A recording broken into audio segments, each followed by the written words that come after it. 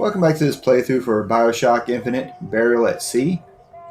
And now we are finally in Chapter 3 of Episode 2.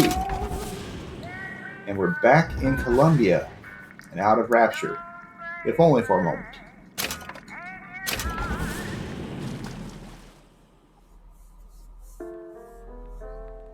Well, I say if only for a moment. I'm hoping this isn't super long.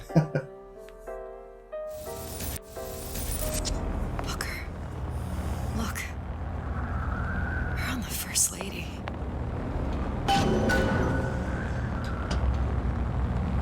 It can't be this easy.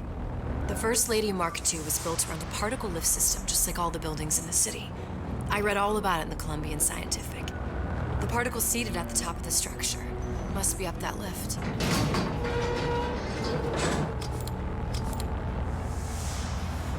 Perfect.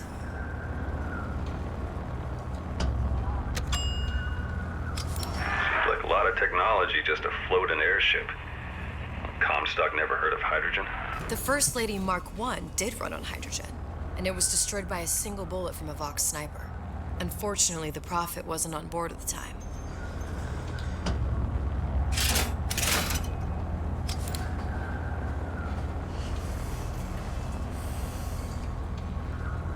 Interesting.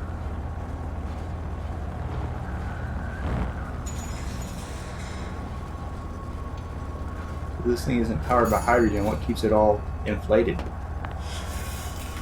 If I take the active particle, then the First Lady is just a 40-ton paperweight. Best to take the spare.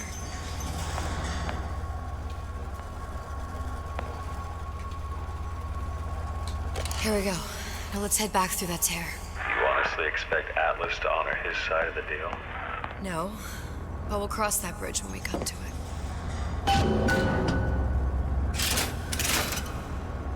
How you plan on handling Atlas? He ain't just some spliced-up maniac. He'll make a mistake. I just have to be ready to take advantage of it when it happens. All for a girl you barely know. How well did you know me when you came to Columbia? Is that really all Chapter 3? Pretty lady not finished yet. What? Open the tear! Power for device very expensive. Tit for tat. Just tell me what you want. Such a wonder something is simple. Lock of hair. Oh, you're not serious. Not your hair, stupid. Think has a secret life. Mothballed, forgotten. In there, hair sample. In jar. Cannot miss it. You get for suture. Then everybody friends. Where's his lab? Closed off, past Fink's quarters. You smart lady, you fine. Should have seen that one coming. Okay, so I'll say it couldn't possibly be that short of a chapter.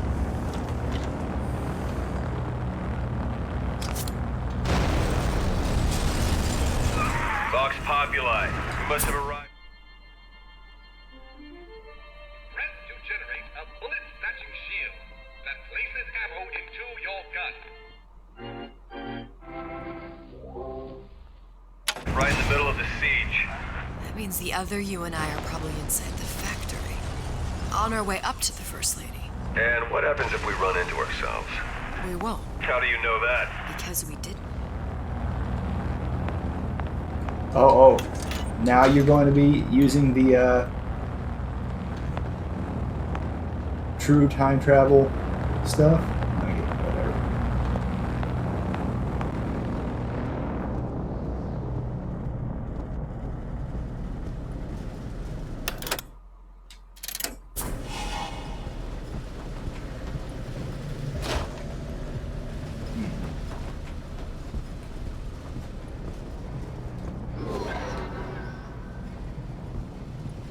Okay, so that is the way to go. Oh, it's a vent. Okay.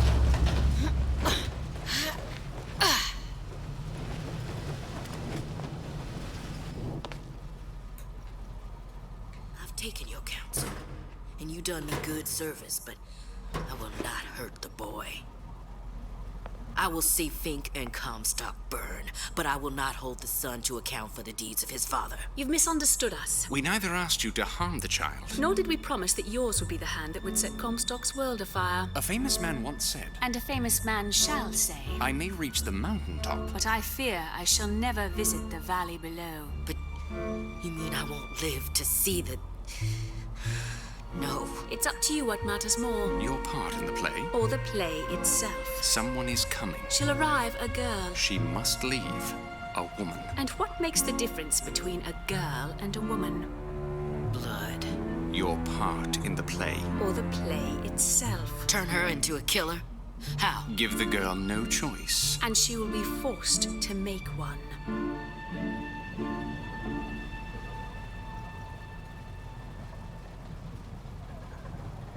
Huh.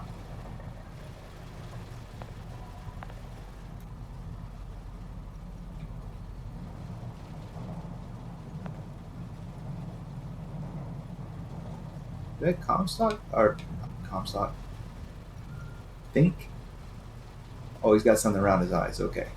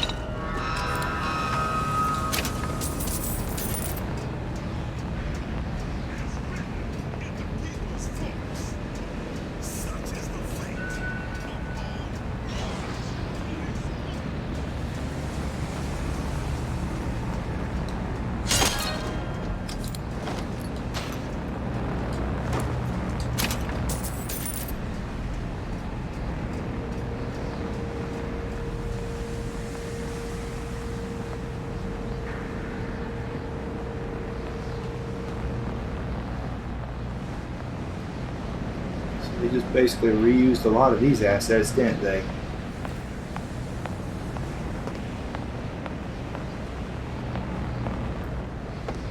My guess is there won't be any audio logs here. Unless they're counting voxophones again.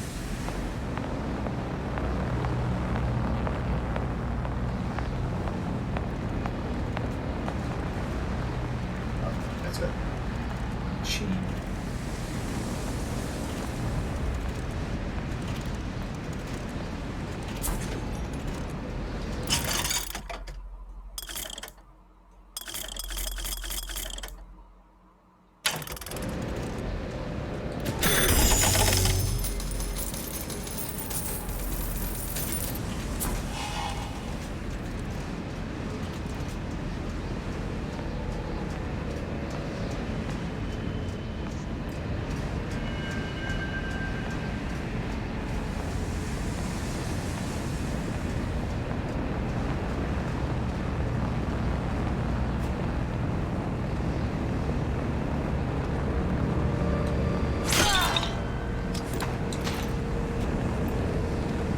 Who done this? Someone about? I can smell ya. You're a feared killer.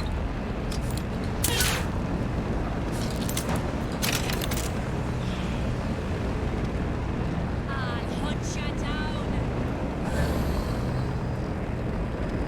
There she is. Good. I need more of you anyway so I can get my achievement for knocking 15 people out with this active. Oh, Still come breathing. here. Who did this?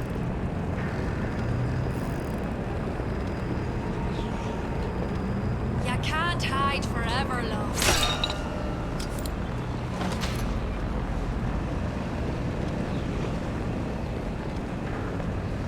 I should be pretty close to getting that achievement. There's an achievement where you get you have to knock 15 people out while being cloaked. Actually, that's quite a few.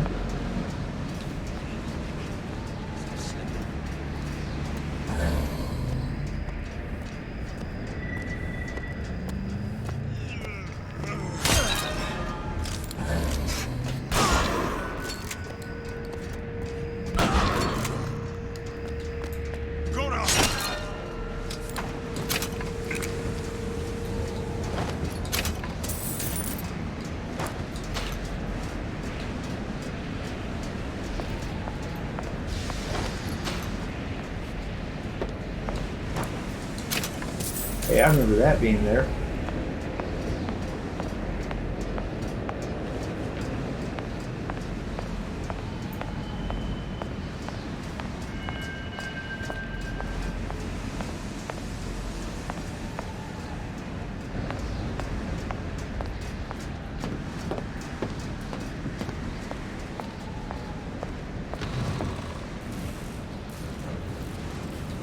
We abide neither dilly-dalliers nor malingers. Address your order promptly. Who's out there?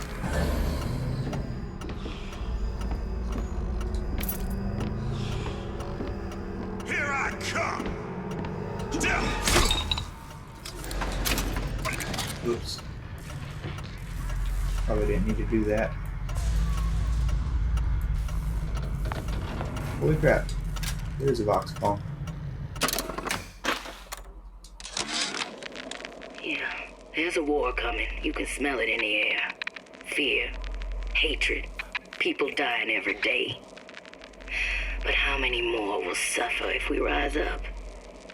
Violence begets violence, I know this. I've seen this.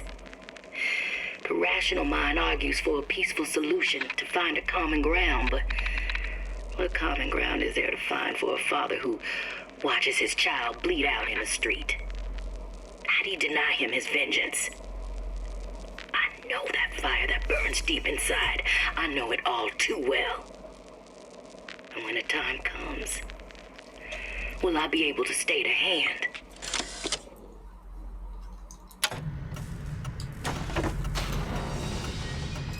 So, basically, they're making it sound like Daisy Fitzroy was actually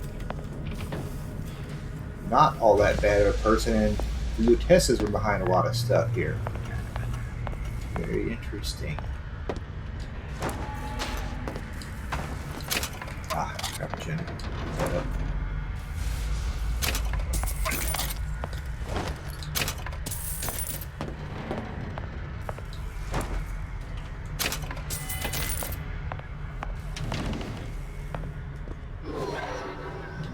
We'll go that way.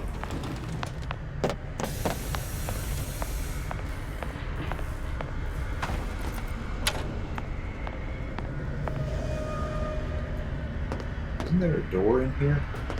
Anyway.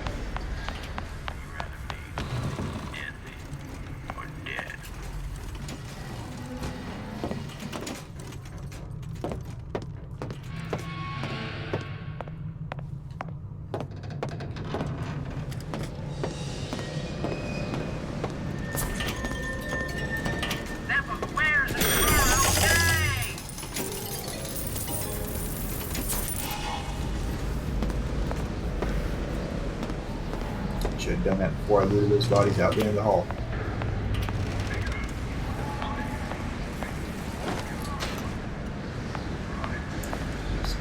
Let's call on this guy.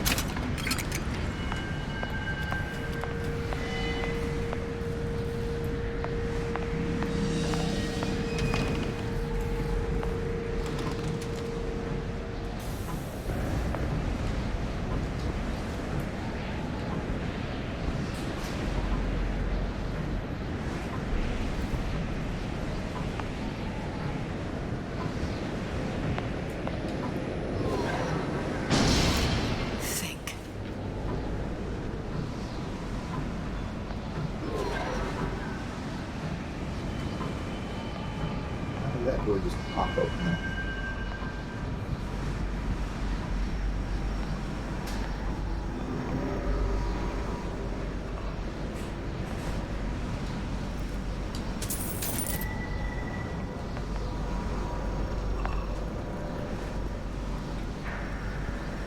Another box phone. How about that? Our current state of being, or lack thereof, has left my brother unfulfilled. The biological urge to leave one's mark is strong, and it is not an impossibility. We could instantiate ourselves back in Columbia, return to an old life for the possibility of creating new. But we died in that world, Returning would mean giving up part of us. Ourselves. We'd become flesh and all that it is heir to. The mysteries of the universe would become once again mysteries.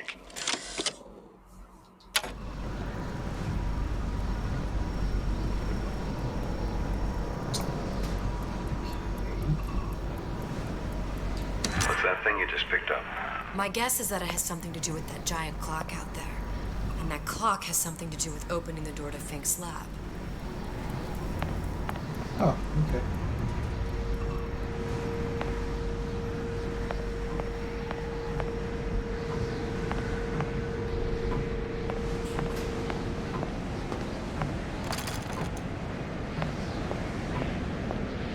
Where? A giant clock. Sort of. Looks like the mechanism unlocks certain activities when Fink gives his blessing. So what? We're stuck waiting for the cuckoo to go off? No. We've already found the clock key. We can manually wind it. Open whatever door we please. Sure seems like a lot of work to lock down a few doors. Yeah, well, if there's one thing Fink loves, it's a lot of work.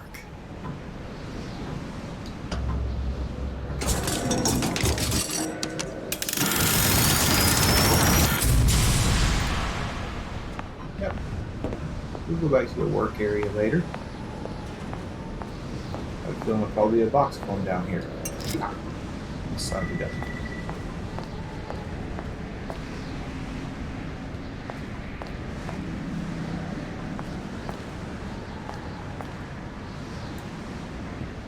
Look before you drink.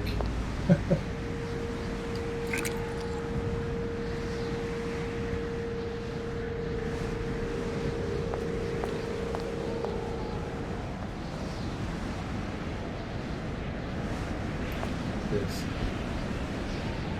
You give the sales pitch, I'll provide the snake oil.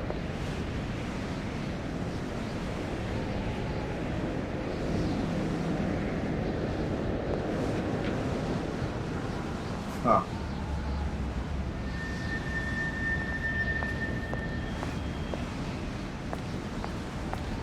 I guess other than Eve, there's nothing in here. A bunch of absinthe.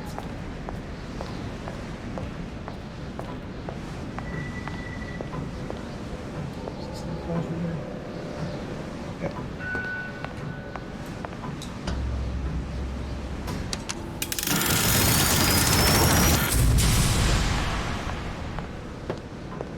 Seems like his prayer room is more his leisure room, but okay.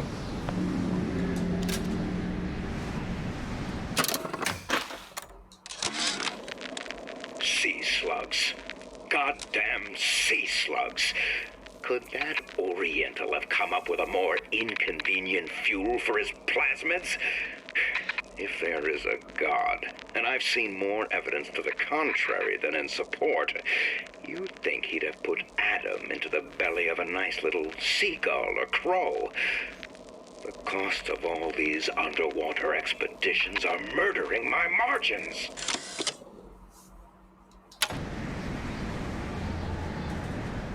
Huh.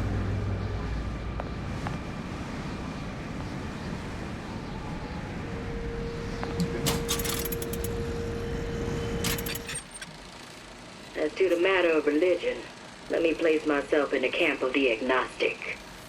I pretend to understand the mysteries of the infinite no more than you, Comstock, or anyone else for that matter. But for the sake of argument, let's say this is all one unhappy accident, and we are all alone in our toils. Then who would Comstock use to control and shame us with rules that apply only to those with not a penny in their pocket? If there were no God, you could rest assured the first deed done by the first rich man would be inventing him.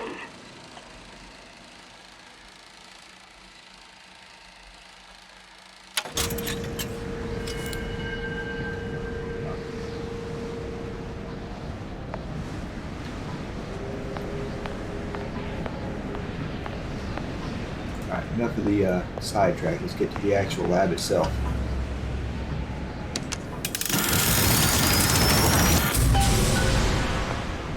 Good.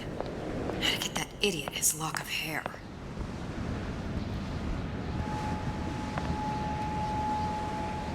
Come on, just pound it once.